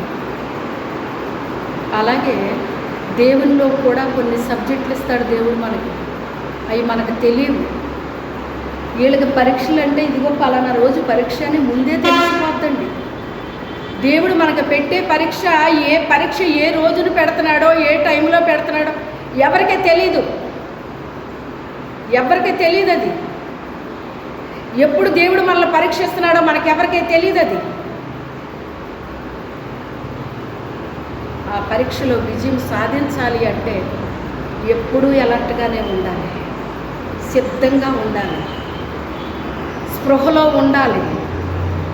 దేవుడు చెప్పింది చెప్పినట్టుగా తూచా తప్పకుండా చెయ్యాలి. బైబిల్ ఏం చదువుతున్నామో అది తూచా తప్పకుండా పాటించాలి. ఇది చదివి ఓ పక్కన పెట్టడానికి కాదు. బైబిల్ వాక్యం వినేసి ఓ చెబుతో వదిలేయడానికి కాదు. వాక్యం విన్నదాన్ని అనుసరించి జీవించాలి. అది మన లైఫ్ స్టైల్ అయిపోవాలి. అంటే ఒక రకంగా ఆయన మనం ఏమైపోవాలి, మిళితమైపోవాలి. మనము సైనించు పచ్చని చోటు అని రాయబడుతుందండి. ఎక్కడుందన్నమాట, అలా ఉండాలి. ఆయనతో మనం పెన వేసుకునే అనుభవం కలిగి ఉండాలి. అప్పుడు మన ప్రతి దాన్ని ఆయన చూసుకుంటాడు. ఇంకా దానికోసం మనం చింతపడాల్సిన అవసరం లేదు. దానికోసం మనము ఏటేటో చేయాల్సిన అవసరం లేదు. అట్టి అనుభవం మనకు కావాలి. ఇది వ్యక్తిగత అనుభవం అండి. మందెళ్ళి మన భర్తకి అంటుకోదు, మన పిల్లలకు అంటుకోదు.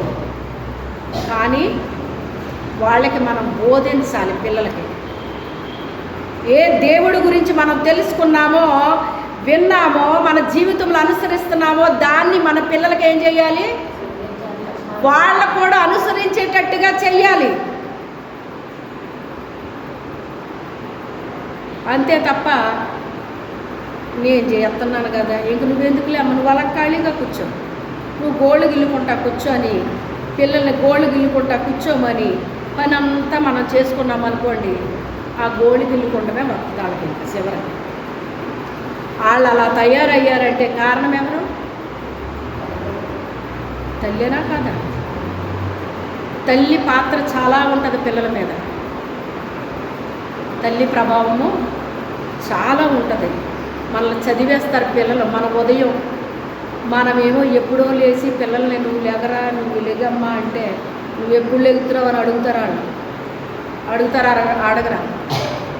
నువ్వు ఏదైనా చెయ్యని పని వాళ్ళకి చెప్పావు అంటే నువ్వు చేస్తున్నావా అని అడుగుతారు వాళ్ళు. నువ్వు చేస్తున్నావా అని అడుగుతారు. ఎక్కడ పెట్టుకుంటావు నీ తల పట్టుకెళ్ళి? నువ్వు ఇంకొకరికి చెప్పేటప్పుడు మొదట ఏం చేయాలి? నువ్వు చెయ్యాలి. అది నువ్వు చేసింది ఇంకొకరికి చెప్పితే అక్షరాల వాళ్ళది చేసే అవకాశాలు ఉంటాయి.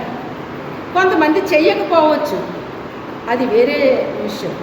అది వాళ్ళ మనస్తత్వాన్ని బట్టి ఒకళ్ళు వినేవాళ్ళు ఉంటారు, ఒకళ్ళు వినని వాళ్ళు ఉంటారు.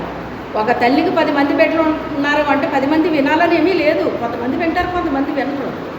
అది ఎవరి స్వభావాన్ని బట్టి వాళ్ళకు ఉంటుంది. అది వినే స్వభావం కలిగిన బిడ్డలైతే వింటారు, వినని స్వభావం కలిగిన బిడ్డలైతే వాళ్ళు వినరు. వినే బిడ్డని మనం ఎలాగైతే ప్రేమిస్తామో మనల్ని కూడా దేవుడు అలాగే ప్రేమిస్తాడు. అయ్యో ప్రభువా, నేను నీ బిడ్డనే కదా తండ్రి, నేను నీ బిడ్డనే కదా ప్రభువా, నువ్వు అనుకుంటే సరిపోదమ్మా దేవుడమ్మా. మరి ఆయన బిడ్డవైతే ఆయన నిన్ను ప్రేమించినప్పుడు ఆయన గద్దిస్తే ఎందుకు నువ్వు లోబడట్లేదు? ఆయన బిడ్డవైతే ఆయన శిక్షిస్తే శిక్షలో ఎందుకు పాల్గొనట్లేదు? ఆయన బిడ్డవైతే ఆయనకి ఎందుకు నువ్వు ఉపయోగకరంగా లేకుండా ఉంటున్నావు? నిన్ను బట్టి ఆయనకు మహిమ రావాలి కదా, నిన్ను బట్టి ఆయనకు ఘనత రావాలి కదా. ఏమైనా ఉన్నాయా? మా తండ్రి అంటున్నారు మీరు. నేను మీకు తండ్రి అని అయినప్పుడు నాకు రావలసిన ఘనత ఏది? అడిగాడా లేదా? ఎక్కడ అడిగాడు? అగ్గైలో అడగలేదా? ఉన్నదా లేదా? మీ హృదయం అనే ఇల్లు సరిగ్గా లేదు, కానీ మీరు సరంబి వేసిన ఇళ్లలో ఉన్నారు. అందుకే మీరు కష్టపడి తెచ్చుకుంటున్నారు. కానీ ఏం చేస్తున్నాడు? దాన్ని చెదరగొట్టేస్తున్నాను నేను. సిల్లి సంచిలో వేసినట్టుగా అది ఏమైపోతుందో తెలియట్లేదు.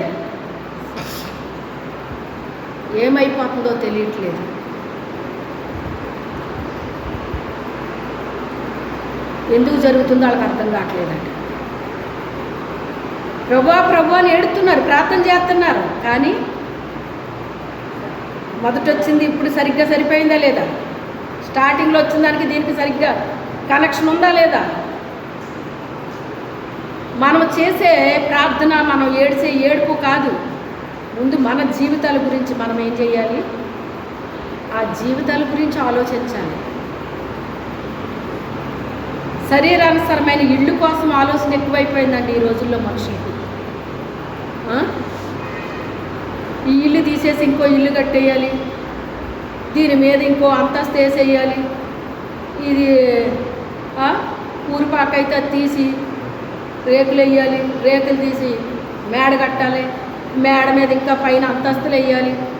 ఈ ఆలోచనలు మనుషులకి ఎక్కువైపోయినాయి అంట. కానీ అసలు నా బ్రతుకు ఇలా ఉందా, ఎలా ఉంది అనే ఆలోచన మనిషికి లేదటండి. ఏం చెప్పట్లేదు, వాక్యం చెప్తుంది. ఇది ఆలోచిస్తున్నారా మీరు అని అడుగుతున్నాడు ఆయన. నా తండ్రి అని మీరు ప్రార్థన చేస్తున్నారు, బాగానే ఉంది. నేను తండ్రిని అయితే నాకు రావాల్సిన ఘనత ఏది? ఎక్కడ ఘనపరుస్తున్నారు మీరు నన్ను అని అడుగుతున్నాడు ఆయన. మరి ఆయన బిడ్డలమైతే మనల్ని బట్టి ఆయనకి ఏమి రావాలి? మన పిల్లలు 10 మంది పొగుడుతుంటే ఎలా ఉంటుందండి? మనకి సంతోషం అనిపిస్తుందా, అనిపించదా? పైకి ఒకవేళ ఎలాగున్నా కానీ లోపల ప్రభువా ఈ బిడ్డల్ని ఎలా చేసావా తండ్రి, నీకు స్తోత్రం తండ్రి అని అనిపిస్తుందా, అనిపించదా మనసులోని? మనల్ని బట్టి ఆయనకు ఘనత రావాలి. మనల బిడ్డలు బట్టి కూడా దేవుడికి ఘనత వచ్చేలాగా వాళ్ళని తీర్చిదిద్దాలి మనం. అది పిల్లలు తీర్చిదిద్దడం అంటే అంత సులువైన పని ఏమీ కాదది. కానీ తల్లి పాత్రలో మనం ఉన్నాం కనుక మనం ఏం చేయాలి? వాళ్ళు ఎంత పెద్దోళ్ళైనా, పెళ్ళిళ్ళు అయిపోయినా ఆ పాత్రను మాత్రం మనం ఏం చేయకూడదు, విడిచిపెట్టకుండా మన వర్క్ మనం చేస్తూనే ఉండాలి. వాళ్ళు సరిగ్గా తయారయ్యేలాగా మనము చేస్తూనే ఉండాలి. విసుగుండకూడదు తల్లికి. ఒకవేళ ఒక్కొక్కసారి నువ్వు విసుగుపోవచ్చు. ఏ తల్లికైనా విసుగు వస్తుంది, రాదని నేను చెప్పను. బాధ వస్తుంది, రాదని చెప్పను. కానీ మరలా తీసుకోవాలి మనం చేతులు. కానీ మళ్ళీ వాళ్ళని ఏం చెయ్యాలి? సరి చెయ్యాలి. మళ్ళీ ఓపిక తెచ్చుకోవాలి. ముందు మనం ఆయనకి మహిమకరంగా, ఘనత తెచ్చే వారంగా జీవిస్తే మన బిడ్డల్ని కూడా అలాగ మనము తయారయ్యే వరకు మనం విడిచిపెట్టమండి వాళ్ళని. విసుగుపోము. కాసేపు విసుగు వచ్చినా మళ్ళీ ఏం చేస్తాం? కోపం వచ్చినప్పుడు మీరు తిడతారండి, కోపం వచ్చినప్పుడు 4 మాటలు అంటారండి. కానీ వాళ్ళు వదిలేస్తారా? చెప్పండి, వదలరు కదా. అలాగే మన బిడ్డల్ని కూడా దేవునికి మహిమ వచ్చేలాగా మనం ఏం చేయాలి? వాళ్ళు తీర్చిదిద్దాలి. ఒక దుర్మార్గులుగా మనం వదిలేయకూడదు లోకం మీద. సంఘానికి, సమాజానికి, అందరికీ వాళ్ళ ఉపయోగకరమైన బిడ్డలుగా, మేలు చేసేవారుగా, మంచిగా వాళ్ళు బ్రతికేటట్టుగా మనం ఏం చేయాలి? వాళ్ళని చక్కగా తీర్చిదిద్దాలండి. మనం ఒక మంచి తల్లి యొక్క లక్షణాలు, ఒక మంచి తల్లి యొక్క గుణ లక్షణాలండి. ఆడెంత పాడైపోతే అంత సంతోషిస్తుంది ఒక్కో తల్లి. దాన్ని ఏమనాలి? అయ్యో ఆడు పాడైపోతున్నాడు, ఆ పిల్ల పాడైపోతుంది అనే బాధ ఉండాల్సింది పోయి ఎలాగోలా బతకని, ఎలాగోలా ఉంటాయి. ఇతరుల్ని బాధ పెడుతున్నారు అన్న స్పృహ కూడా కొంతమందికి ఉండదటండి. అయ్యో నా పిల్లలు ఇతరుల్ని బాధ పెట్టకూడదు, హింసించకూడదు, ఇతరుల్ని ఇలా చేయకూడదు, అలా చేయకూడదు అనే ఆలోచన మనకి ఉండకపోతే, వాళ్ళని అలా వదిలేస్తే వాళ్ళు అనేక మందికి నష్టం చేసేవాళ్ళగా తయారైపోతారు. దేవునికి మహిమకరంగా ఉండరో సరికదా, అందరికీ కూడా వాళ్ళ తలపోటులా మారిపోతారు. ఎవరి పిల్లోడీడు, ఎవరి పిల్ల అని ప్రతి ఒక్కరు కూడా చిరాకు పడేటట్టుగా అయిపోతారు. ఆ లోపం ఎక్కడొచ్చింది? తల్లి దగ్గరే వచ్చింది. నిన్ను నన్ను నమ్మి మనకి బిడ్డలు ఇచ్చాడు దేవుడు. వాళ్ళ బహుమానాలు మనకి. ఆ బహుమానాలను చాలా జాగ్రత్తగా మనం పెంచాలి, చక్కగా తయారు చేయాలి. చక్కగా వాళ్ళ జీవితాన్ని వాళ్ళు లీడ్ చేసుకోగలగాలి. వాళ్ళ ద్వారా మనకే దేవునికి కూడా రావాలి. అట్టి రీతిగా వాళ్ళు మనం ఏం చేయాలి? తీర్చిదిద్దాలి. అంటే అది ఏమైనా చిన్న విషయం అనుకుంటున్నారా? నువ్వు చాలా సఫర్ అయితే కానీ అలా చేయలేవు. ఏం చేయగలగాలి? మనం చాలా త్యాగాలు చేయాలమ్మా బిడ్డల కోసం. మన సమయాన్ని త్యాగం చేయాలి, మన నిద్ర త్యాగం చేయాలి, మన సుఖాన్ని త్యాగం చేయాలి. మన ధనాన్ని త్యాగం చేయాలి, మన వస్త్రాలు త్యాగం చేయాలి, మన వస్తువులను త్యాగం చేయాలి. చాలా త్యాగాలు చేయాలి పిల్లల కొరకు. మనం ఊరికి వాళ్ళు తయారైపోరు. శరీరానుసరం తల్లిగా చేయాల్సిన త్యాగాలు చేశాను నేను. ఆత్మీయ తల్లిగా పిల్లల కొరకు చేయాల్సిన త్యాగాలు చేశాను. అయ్యి ఎవరికి అర్థమైనా అర్థం అవ్వకపోయినా నా దేవుడికి తెలుసు. నేను పట్టించుకోకపోయినా, నేను అవి పెట్టుకోకపోయినా నా పరలోకపు తండ్రి వాటన్నిటినీ పెట్టేసుకున్నాడు ఆయన. నేనే చేసి మర్చిపోతాను చెప్పాలంటే.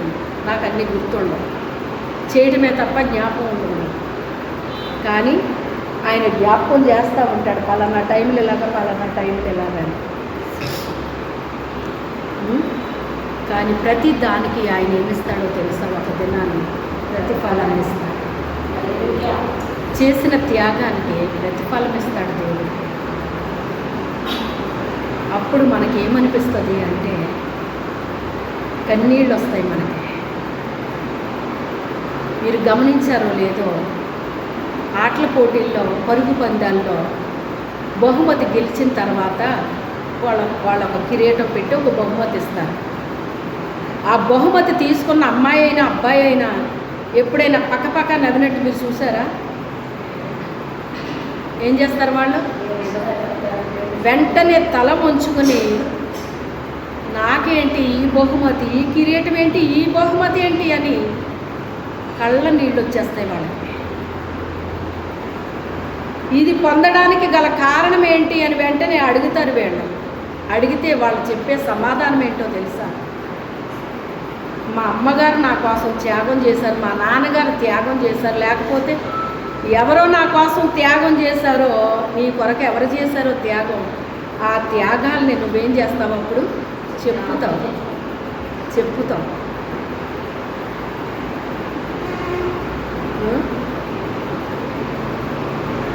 నా జీవితంలో మా ఆత్మీయ తల్లిదండ్రులు ఎప్పుడూ నేను మర్చిపోనండి. మా తండ్రి చేసింది మా తండ్రి చేశారు, మా తల్లి చేసింది మా తల్లి చేసింది, అన్నదమ్ములు చేసినవి అన్నదమ్ములు చేశారు. నా ఆత్మీయ తల్లిదండ్రులు చేసినవి, వాళ్ళు చేసిన ప్రార్థనలు నా ఎదురుగా వాళ్ళు ఎప్పుడు ఏం చేయలేదండి మరి, కానీ వారు చేసిన ప్రార్థనలు కూడా నాకున్నాయి అని ఎప్పుడు ఎక్కువ అధికముగా దేవుని తర్వాత అధికంగా ప్రేమించింది వాళ్ళనే. నేను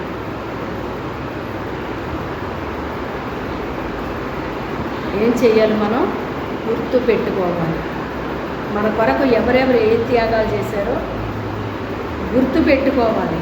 గుర్తు పెట్టుకోకపోయినా పెద్ద ప్రాబ్లం ఏమి లేదు. కానీ ఎవరు త్యాగాలు చేశారో వాళ్ళకి ఇవ్వాల్సింది మాత్రం దేవుడు ఏం చేస్తాడు? వాళ్ళకి ఇచ్చేస్తాడు.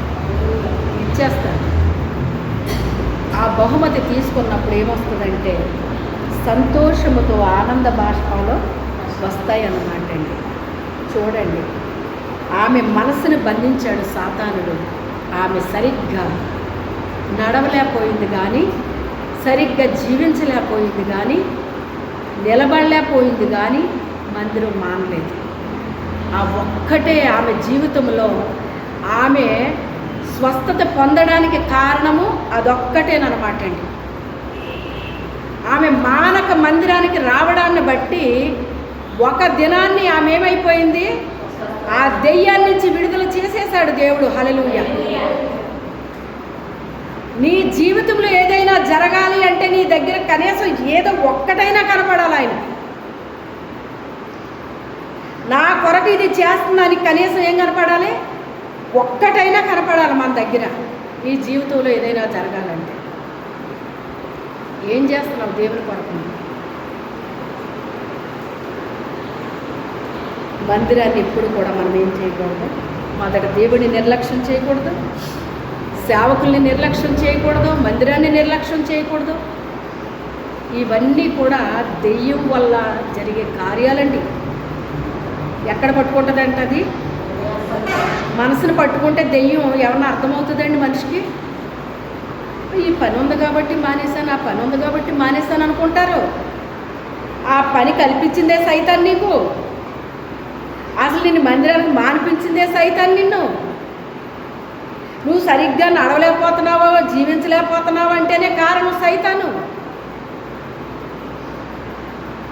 సైతానుకి చేస్తుంది రైటే, మరి నువ్వు చోటు ఇచ్చావు కాబట్టే కదా చేస్తుంది. నువ్వు చోటు ఇవ్వకపోతే ఎందుకు చేస్తుంది? నువ్వేం చేసావు? నీ బుర్రని అప్పచెప్పావు. అప్పచెప్పితే ఆ బుర్రతో గేమ్ ఆడుతుంది అన్నమాట. ఏం చేస్తుంది? గేమ్ ఆడుతుంది. అది విప్పి తోలుకుని రండి అన్నాడు ఆయన. వాళ్ళు వెళ్ళారు. మళ్ళీ ఇంకోటి చెప్పాడు ఆయన, మీరు విప్పుతున్నప్పుడు ఎందుకు విప్పుతున్నారు అని అడుగుతారు వాళ్ళు, ఆ ఇంటి వాళ్ళు. ఇది ప్రభువుకి కావాలట అని చెప్పండి, అప్పుడు వాళ్ళు తోలి పంపేస్తారు మీకు కూడా అని అన్నారు. దాన్ని విప్పిన తర్వాత దాన్ని ఏం చేయాలట? ప్రభు దగ్గరికి తోలుకుని రావాలటండి. అంటే కొంతమందిని ఏం చేయాలి మనం మందిరానికి? ఎవరు తోలుతారండి? పశువులు తోలుతారు. తోలడం అంటే మనుషులు తోలుతారంటారండి ఎవరన్నాను? అంటే కొంతమంది పశువుల్లాగా ఉంటారటండి. వాళ్ళని ఏం చేయాలట? మందిరానికి తోలుకుని రావాలంటండి. నాడండి నాడండి నాడండి. తెల్లవారితే ఆదివారం అంటే మా పిల్లల్ని పడుకొని ఇచ్చేదాన్ని కాదు నేను. నాడండి నాడండి నాడండి అని చెప్పేసి అంటే అయ్యగారు అనేవారు. కనీసం ఆదివారం అన్నా పడుకొని పెట్టాలని. సెలవు కదా ఈరోజు, ఈరోజైనా కదా ప్రశాంతంగా పడుకొని ఇవ్వాలని. 6 రోజులు స్కూల్కి వెళ్ళడానికి పరుగులు పెట్టారు కదా, మందిరానికి పరుగులు ఎట్టొద్దాళ్ళు? పరుగులు ఎట్టాలో వద్దా? స్కూల్కి పరుగులు పెట్టారు, చదువు కోసం పరుగులు పెట్టారు వాళ్ళు. మందిరానికి ఎందుకు పరిగెట్టాలి? జీవితం కోసం పరిగెట్టాలి. బతుకుంటేనే కదా బడి, అవునా కాదా? జీవం ఇచ్చింది ఆయన, బడ మనకంతా ఇచ్చింది ఎవరు? మరి ఆయన దగ్గరికి రావాలి కదా మనం. మరి తోలుకు రావద్దు అట్లని. ఆ మాట విషయంలో ఎప్పుడు వినేదాన్ని కాదు. ఆయన అలాగన్నా కూడా నేను పట్టించుకునేదాన్ని కాదు. ఒక్కసారి లేపుకుంటూ వెళ్ళేదాన్ని, రెండోసారి కాస్త గట్టిగా వాయిస్ పెంచేదాన్ని, మూడోసారి వేసుకుంటూ వెళ్ళేదాన్ని. దెబ్బకు లేచి తయారయ్యేదాన్ని. వస్తుంది, పిల్లలకి బద్దకు వస్తుంది, రాదా? పెద్దోళ్ళకే వస్తుంది. కాసేపు లెగుద్దాంలే. పెద్దోళ్ళు ఎప్పుడైనా సరే తెల్లవారుజాని మెలకు వచ్చినప్పుడు ఇంకా చాలా టైం ఉందని మీరు పడుకోండి, ఎప్పుడు లెగుతారో సూత్రికి పడుకోండి. మీరు లెగాల్సిన టైం కంటే 2-3 గంటలు మీరు లేట్గా లేకపోతే నన్ను అడగండి. కనీసం 1-2 గంటలైనా లేట్ అవుద్దా లేదా మీకు చెప్పండి. ఆ టైంలో పడుకుంటే వెలుగు ఇస్తాడు దేవుడు, తెల్లవారుజాము వెలుగు ఇస్తాడు, ప్రతి ఒక్కరికి ఇస్తాడు. ఆ టైంలో మనం ఏం చేయాలి? లేవాలి.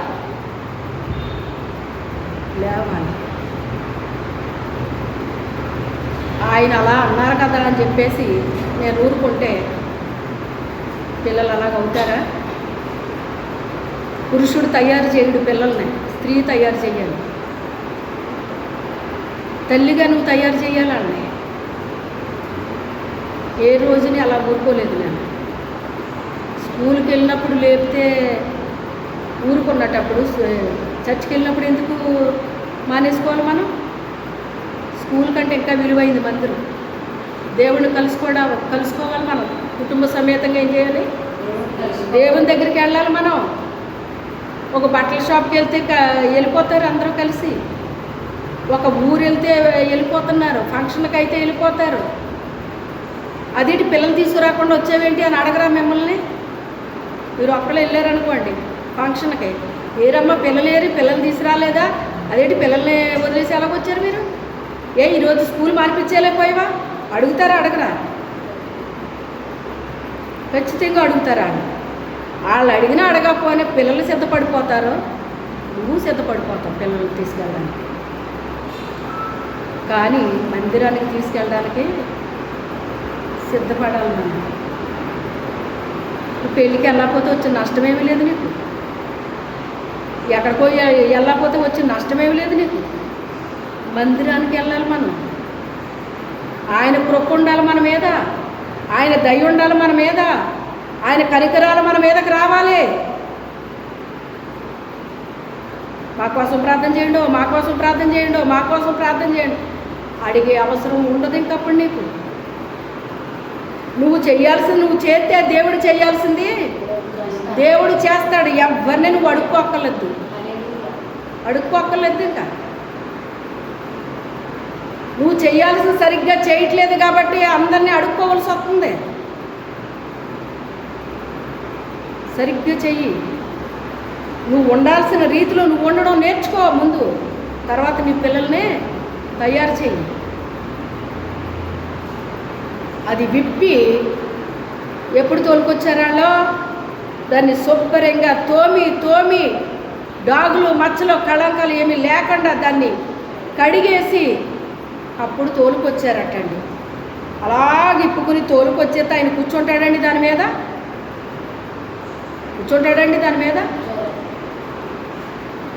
ఏమవ్వాలి ముందు ఆ గాడిద? దానికి ఉన్న డాగులు మచ్చలు అన్నీ పోవాలి, దరిద్రం అంతా పోవాలి దాని దగ్గర నుంచి. పంపు జీవితం అంతా కడిగేయబడాలి. దానికి ఎన్నో రోతలు అంటుకుంటాయి. దానికి ఆ రొచ్చుల్లో రోతల్లో ఉంది ఇప్పుడు వరకు. అది ఆ పాపం అనే బురదలో దొరిలేసింది ఇప్పుడు. అదంతా క్లీన్ చేయబడాలి. అదంతా చేసి అప్పుడు తీసుకురావాలి యేసయ్య దగ్గరికి. అప్పుడు వాడుకుంటాడు ఆయన దాన్ని. విప్పి తోలుకుని రండి అంటే అలా విప్పేసి ఇలా తోలుకొచ్చేస్తే దాని మీద కూర్చుంటాడు ఆయన, వాడుకుంటాడు దాన్ని.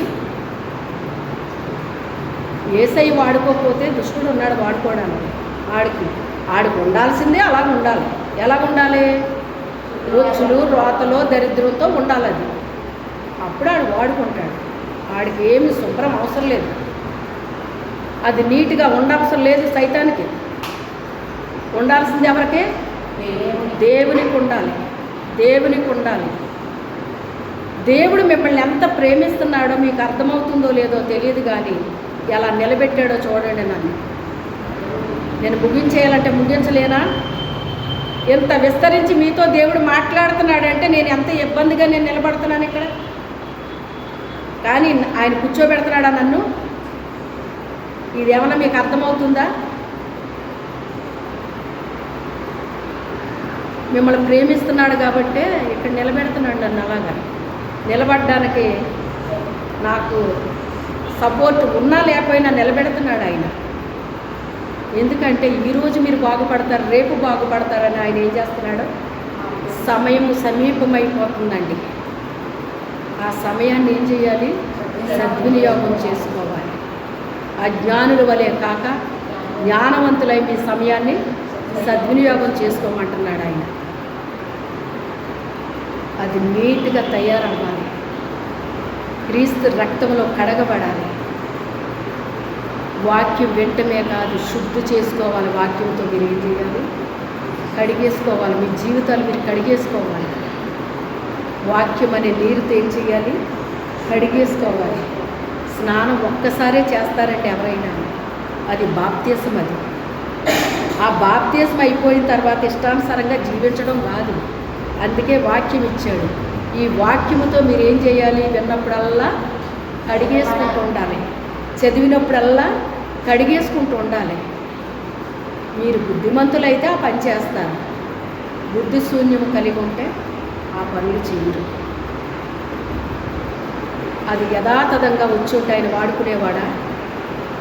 వాడుకోడు. అది ఆయనకు అనుకూలంగా మార్చబడాలి. రూపాంతర జీవితం దానికి రావాలి. దాని దగ్గర ఎటువంటి కంపులు రాకూడదు, ఎటువంటి దుర్వాసనలు రాకూడదు, దానికి ఎటువంటి దుష్ట సాంగత్యాలు ఉండకూడదు. ఆ బంధకాల నుంచి విడిపించబడటమే కాదు, అది క్లీన్ అయిపోవాలి మొత్తం. అది ఎప్పుడైతే క్లీన్ అయిపోతుందో, కడిగిన ఉచ్చులా తయారవుతుందో, అప్పుడు యేసయ్య వాడుకుంటాడు. అలాగ జరగకపోతే యేసయ్య వాడుకోడు, దుష్టుడు వాడుకుంటాడు. ప్రార్థన చేద్దాం, మోకరించండి.